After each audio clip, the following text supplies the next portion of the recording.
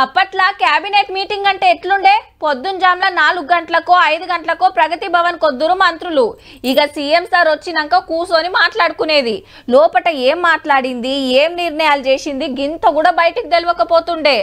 అందరం తిని పన్నాక ఏ అర్ధం రాత్రికో లీకులు ఇచ్చేటోళ్ళు, గది చేస్తున్నాం గిది చేస్తున్నామని. అంతేగాని ఒక్కళ్ళంటే ఒక్కళ్ళు కూడా మాట్లాడకపోయేది.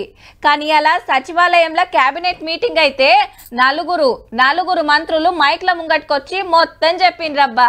తెల్ల కార్డులు అతి కొద్ది రోజుల్లోనే అర్హులైన పేద వాళ్ళకి ఈ ప్రభుత్వం ఇవ్వాలి అని రైట్. దరఖాస్తు పెట్టిన వాళ్ళందరికీ తెల్ల రేషన్ కార్డు అట్లా ఇవ్వాలని డిసైడ్ చేసింది సర్కారు. అట్లనే 4.5 లక్షలు ఇందిరమ్మ ఇండ్లు కట్టిస్తారట. 22,000 కోట్లు ఖర్చు పెట్టి ఔటర్ రింగ్ రోడ్ చుట్టూ లేడీస్ బజార్లు పెడతారట. అంటే అమ్మలక్కలు తయారు చేసిన వస్తువులు అమ్ముకునే సౌలత్ అన్నట్టు. కుల వృత్తులను మీదికి తెస్తానికి 16 కార్పొరేషన్లు పెట్టాలని నిర్ణయం చేసిండ్రు.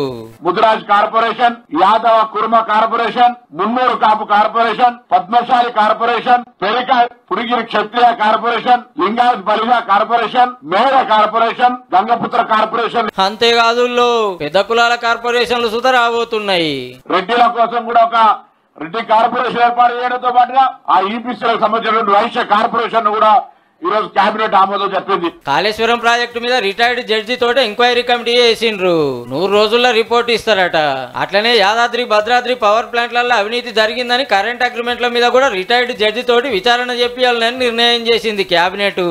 2008 డిఎస్సికి సంబంధించిన ఆ మిత్రులందరికీ, ఆ సోదరులకు సోదరిమణులందరికీ కూడా మినిమం టైం స్కేల్ ఇచ్చి ఉద్యోగాలు కల్పించాలని ఇప్పటికే 186 మందికి రైతు బంధు ఇచ్చినామని ఈ మాట చెప్పిండు మంత్రి సారు.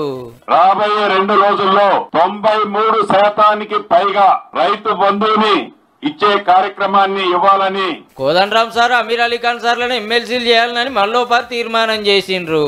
కాగితాలు గవర్నర్ మేడానికి పంపుతారన్నట్టు.